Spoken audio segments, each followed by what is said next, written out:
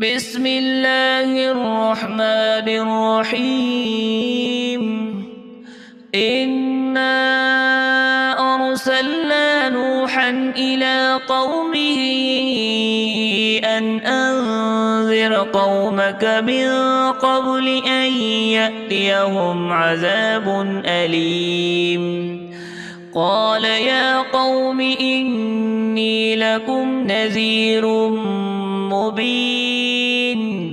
أن اعبدوا الله واتقوه وأطيعون يغفر لكم من ذنوبكم ويؤخركم إلى أجل مسمى إن أجل الله إذا جاء لا يؤخر لو كنتم تعلمون. قال رب إني دعوت قومي ليلا ونهارا فلم يزدهم دعائي إلا فرارا وإني كلما دعوتهم لتغفر لهم جعلوا أصابعهم في آذانهم واستغشوا ثيابهم وأسروا واستكبروا استكبارا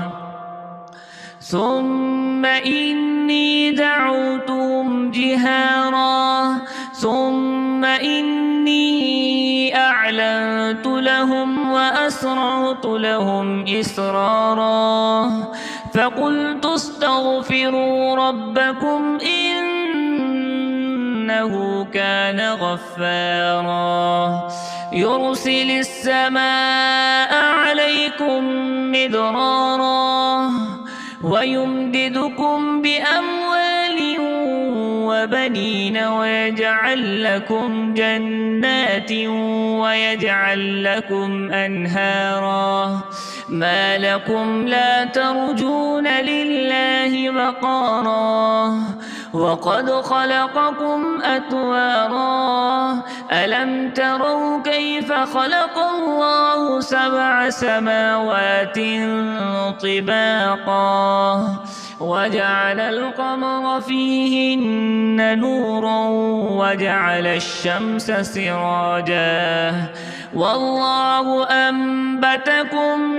من الأرض نباتا ثم يعيدكم فيها ويخرجكم إخراجا والله جعل لكم الأرض بساطا لتسلكوا منها سبلا فجاجا قال نوح رب إنهم عصوني واتبعوا ما لم يزده ماله وولده إلا خسارا ومكروا مكرا كبارا وقالوا لا تذرن آلهتكم ولا تذرن ودا ولا سواعا ولا يغوث ويعوق ونسرا وقد أضلوا كثيرا ولا تزد الظالمين إلا ضلالا مما خطيئاتهم أغرقوا فأدخلوا نارا فلم يجدوا لهم من دون الله أنصارا قال نوح رب لا تذر على الأرض من الكافرين ديارا إنك إن تذرهم يضلوا عبادك ولا يلدوا إلا فاجرا كفارا رب اغفر لي ولوالدي ولمن دخل بيتي مؤمنا وللمؤمنين والمؤمنات ولا تزد الظالمين إلا تبارا.